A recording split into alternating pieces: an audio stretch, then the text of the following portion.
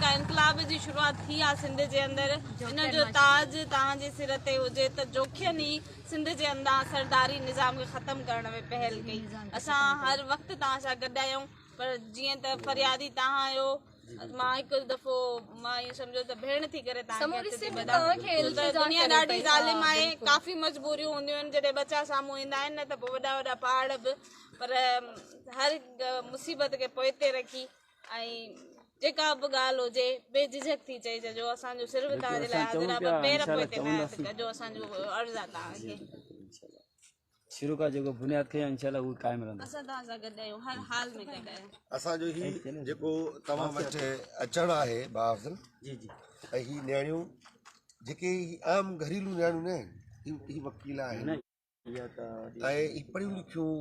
सभु पढ़ियूं लिखियूं ऐं पढ़नि थियूं। ऐं असां वठी अचण जो जेको कारण आहे उहो इहो ई आहे त असां पंहिंजनि भेनरुनि खे ऐं पंहिंजनि माउरुनि खे ऐं पंहिंजनि धीअरुनि खे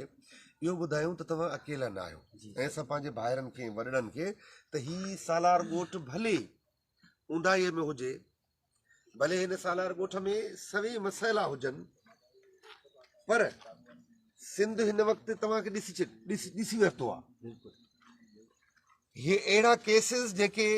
ही केस थियो आहे न शहीद नाज़िम जोखियो जो, ईअं मां हर भेरे हर चवां थो, इहो को सदियुनि में न थींदो आहे, इहो असां वटि सुबुह मंझंदि शाम थिए थो, पर कंहिं केस खे सिंध अहिड़ी रीति संभालियो आहे त उनखे तव्हां बि उन ई कुर्ब ऐं उन ई हुज ऐं उन ई ताक़त सां उनखे संभालींदव न त इहे सरदार कतारुनि सां फांसियुनि ते चढ़ंदा। तव्हांजे आॾो माई जिंदू जो केस आहे, बिल्कुलु हिकिड़ी ॻोठाणी औरत,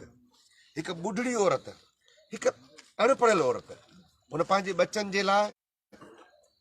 वेही रही ज़मीन ते त जेसीं ताईं मुंहिंजे बच्चनि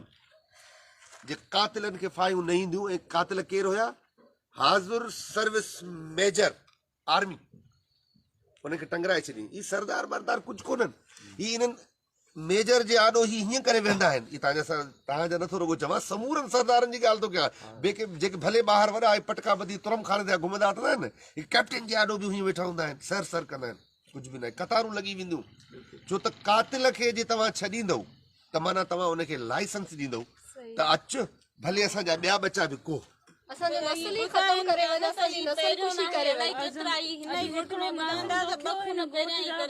कई जोखिया थींदा जेकॾहिं तव्हां आवाज़ न उथारियो, हुननि खे तव्हां न ॿुधायो त असीं अलर्ट आहियूं, असीं ख़िलाफ़ आहियूं। कहिड़ी तरह वकीलनि हुननि जो साथ ॾिनो, सो पूरी सिंध जी न सिर्फ़ु इहे त जेको आहे सुर्गो मलीर जा हुया, न सिर्फ़ु मलीर जा बल्कि सॼी सिंध जा वकील तव्हां सां गॾु आहिनि। सो जेका कानूनी जंग आहे उनमें बि असां तव्हां ॿुधो हूंदो त शेख साहब खे बि धमकियूं मिलियूं आहिनि, सो उन जे बावजूद बि असां तव्हां सां गॾु आहियूं। बसि वरी बि हथु आहे त तव्हां रुगो हथु पेर पोइ ते न कजो, बाक़ी सॼी सिंध